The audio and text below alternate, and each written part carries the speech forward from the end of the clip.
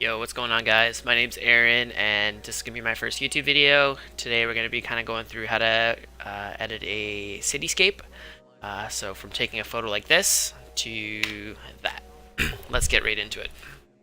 So usually the first thing I do when I'm editing my images is I will crop. Get the crop good first. Go. I don't want too much water, so that looks about good.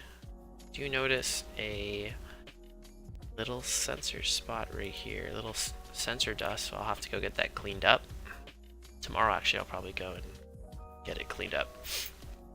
Alright, so it does look a little warm, the entire image, so let's go ahead and cool it off a little bit. Kind of give it that little iciness, and we'll take out the pink tint, because I'm not a big fan of it. Go. So now we'll bring up the exposure a bit. Actually, we're going to bring it up a lot, because you'll see once we get through that it does need a lot. Ooh, look at all of these all the sensor dust. I need to go get that cleaned. So just clean those spots up a little bit. Quick. There we go, I can't really see anything else.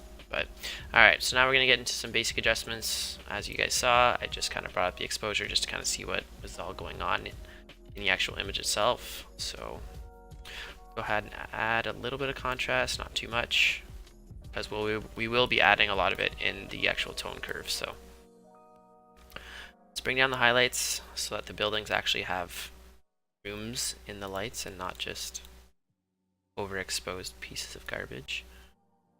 We'll bring up the highlights, or sorry, the shadows, because I do want to kind of be able to see everything. So anything that is dark, pull it back. I'm not going to touch the whites because it looks pretty decent.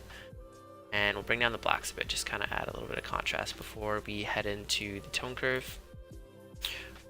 Give it a little bit of clarity, just a little bit of a punch. And we'll bring down the vibrance a bit, and then we'll counterbalance that with some saturation, kind of just give it a little bit more color. And now pretty much this is where like the meat of the editing really happens. The tone curve is very, very powerful. Now if you are a creator, a photographer, I would totally recommend you spend a lot of time in this area of editing. There's just a ton that you can do. You can edit RGB values as a whole, or you can separate them and edit the red channel or the green channel or the blue channel. But just for today, we're going to kind of just do a little standard S-curve. Drop a point here, down some contrast, drop another point here, that up just a bit. That looks good for me, right about there, and then we'll crush the whites just a little bit. Still looks kind of crooked. There we go, that looks a lot better. So yeah, tone curve is a really important tool for you to learn how to use. I can make a video probably later on if you wanted to see how to learn about the tone curve. But this is before and after. This brings out everything really. Adds that nice contrast, pops the highlights a little bit. Clean that up. Alright. So honestly, I like the way it's looking right now. I'm not going to touch the colors at all in the HSL sliders. Not going to touch them at all. So let's move on to some sharpening. Bring it up to about 75. And then one of my favorite things about sharpening, one of the cool little things that I learned recently is masking. You can actually do a sharpening mask. Now, if you hold down Alt and you drag the slider, you'll notice that your image starts to, well, it goes black and white, and then the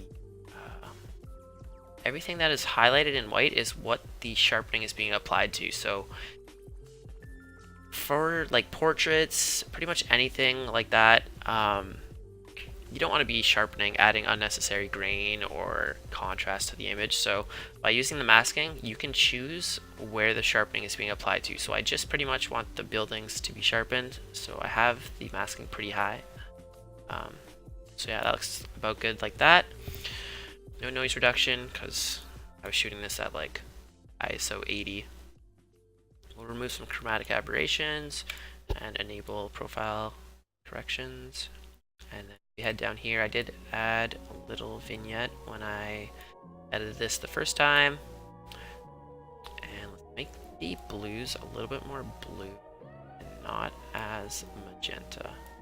Or sorry, not as like cyan-y. I think that looks pretty good to me. I don't know about you guys, but yeah, I think that's how I edited this when I first did it. So we went from this and we transformed it into that. If you guys have any suggestions for what you guys want me to do for my next video, please comment below, and I'll see you guys next time. Peace.